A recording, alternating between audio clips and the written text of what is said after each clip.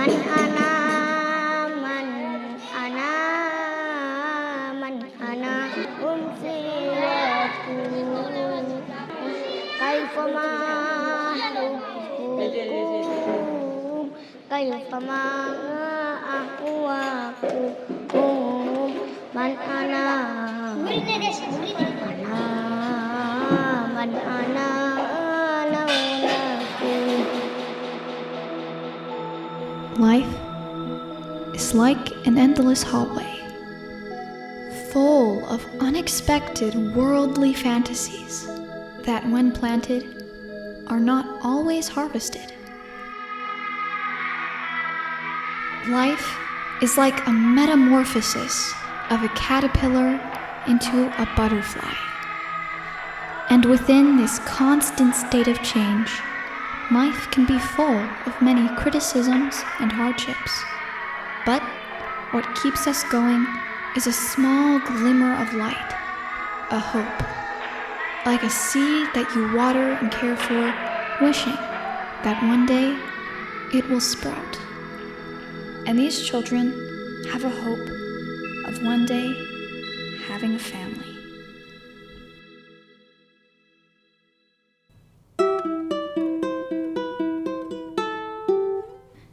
In Sidoarjo, East Java, there is a home of many beautiful colors and faces.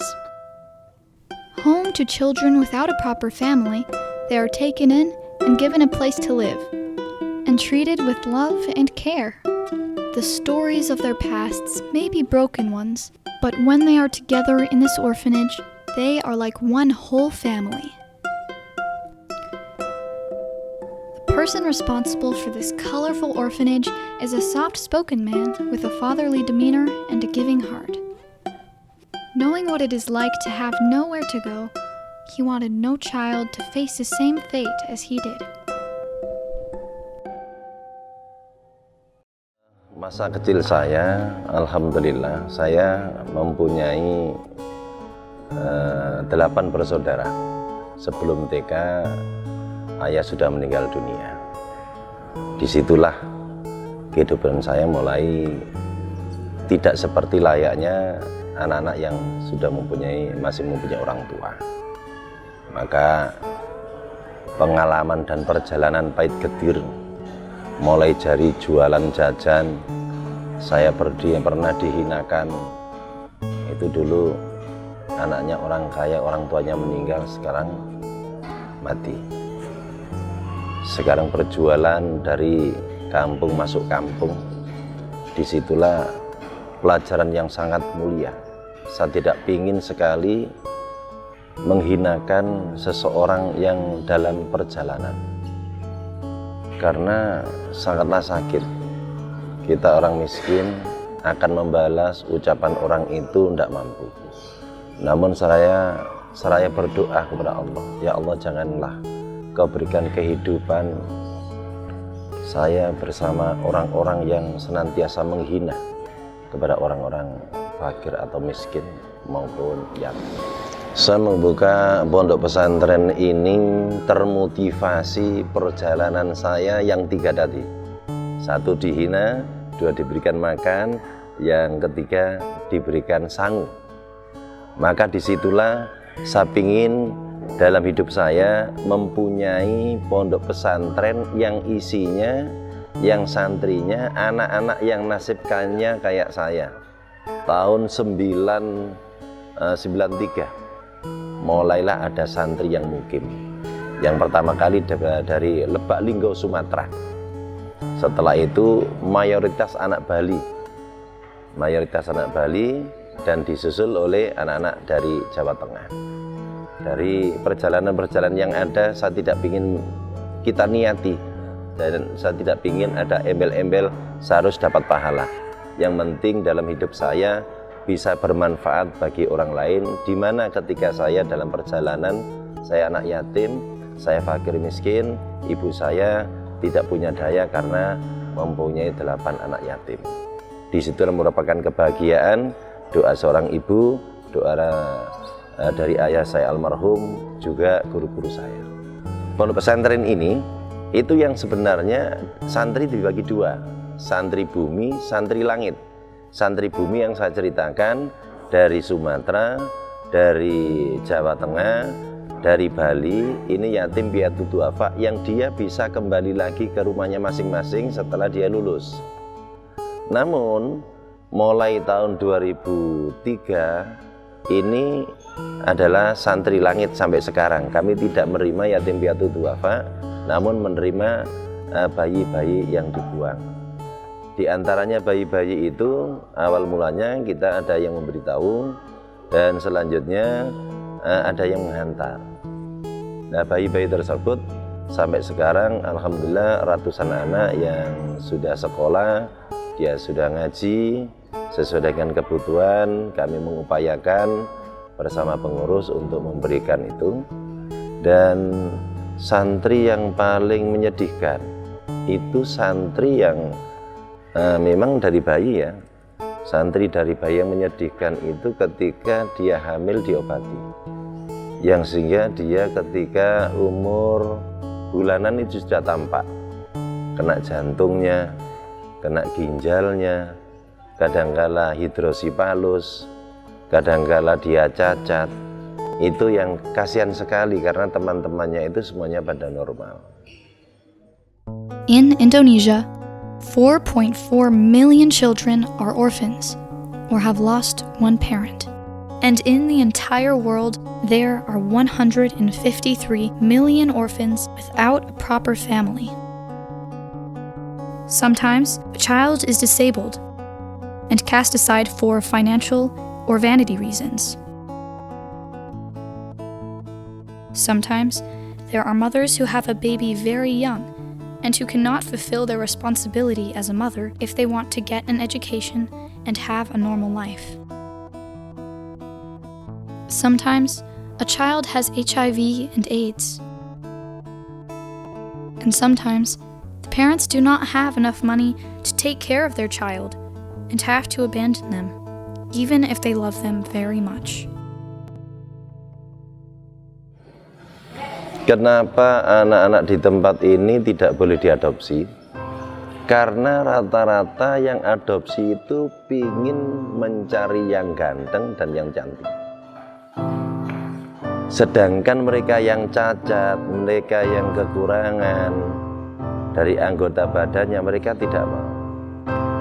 Berarti itu sudah tidak lulus tes di sini. Karena yang ada di pondok ini adalah semuanya hamba Allah, semua ciptaan Allah.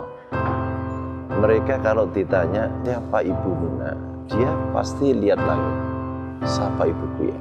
Siapa bapakmu? Siapa bapakku? Itu namanya anak langit. Dia tidak tahu siapa-siapa.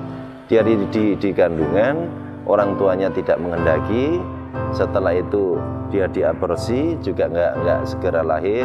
Dia obati, tidak mati. Setelah lahir dia dibuang jadi anak saya. Berarti Allah itu memberikan amanah, memberikan kepercayaan kepada saya. Anak-anak yang mungkin ada yang kerdil, yang dulu ketika ditemukan tidak ada orang yang mau karena anak buangan, dia cacat dan sebagainya. Tapi dia bisa membuktikan, menjawab bahwa aku ciptaan Allah, saya bersama ayah, saya ingin belajar dan belajar, saya ingin mampu. Itu kebahagiaan saya bersama anak-anak yang tidak mempunyai siapa-siapa. Disitulah sebagai alat kedekatan saya kepada Allah. Anak-anak ini sukanya selalu didampingi. Selalu didampingi, dia mana apa, dia tidak mau dimarahi. Pokoknya dia biarkan, karena apa? Dia sangat-sangat membutuhkan kasih sayang.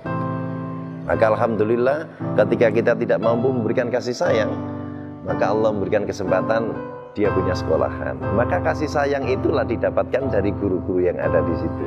Maka saya ini kalau bahasa pesantren itu samina wa ata'na. Apa yang disuguhkan, apa yang disampaikan, apa yang ditugaskan oleh guru, bismillah saya ingin melaksanakan. Dan saya yakin bahwasanya Allah Sang Maha menolong, ya, Sang Maha Pekasih dan sayang. Kalau sekedar kita memandang anak-anak dengan mata yang telanjang, maka kita akan tidak mampu untuk menembus apa yang berada di yayasan kita. Seperti yang kita tahu, anak-anak ini adalah anak-anak yang spesial, yang mungkin barangkali bagi orang-orang mereka adalah anak-anak yang tersisih. anak-anak yang tidak diharapkan, bahkan orang tua mereka sendiri tidak mengharapkan kehadiran mereka. Tapi saya yakin bahwa anak-anak ini mampu menjadi putra dan putri yang soleh solihah, putra dan putri yang berguna bagi nusa dan bangsa di hari akhir kelak nanti. Maka saya yakin anak-anak ini bisa menjadi tahfidul Quran selayaknya pondok-pondok pesantren yang lainnya. Mereka mampu, insya Allah mereka mampu untuk meraih cita-citanya. Dan harapan saya anak-anak menjadi anak-anak yang soleh solihah, yang memang bermanfaat untuk lingkungan, masyarakat, bahkan negara, yang bisa menunjukkan bahwa di balik kekurangan mereka itu bukan sebagai penghalang, justru kekurangan mereka ini sebagai semangat mereka untuk menjadi yang lebih baik daripada anak-anak yang lain.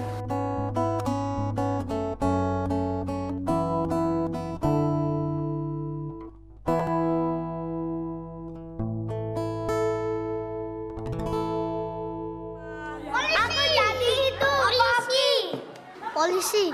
Kamu? Jadi polisi. Aku Jadi pilot. Jadi dokter. Guru.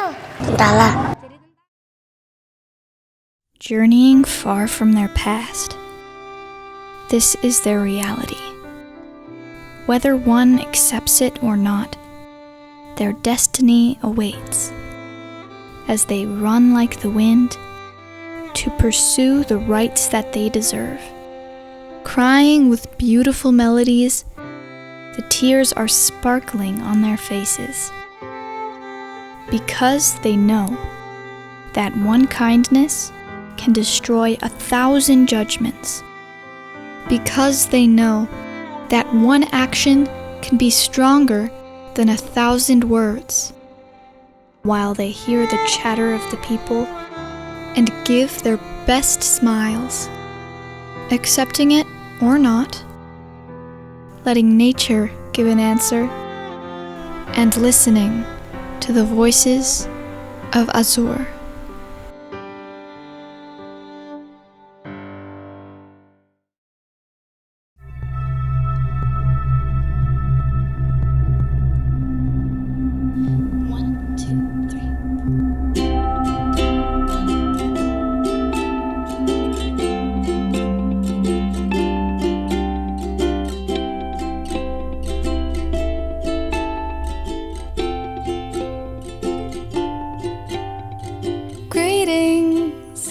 Greetings to the stories of our past.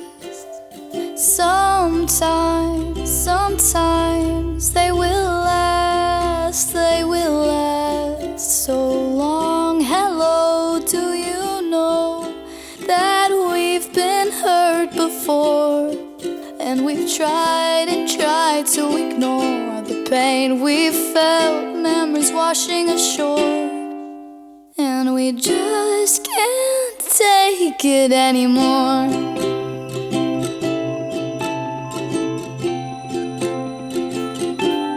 And we can start healing. Someday we can move on, singing a happy little song, finding someone to love and being strong. Being who we really are, no matter our histories or scars, loving ourselves even if it's hard. And we can start healing.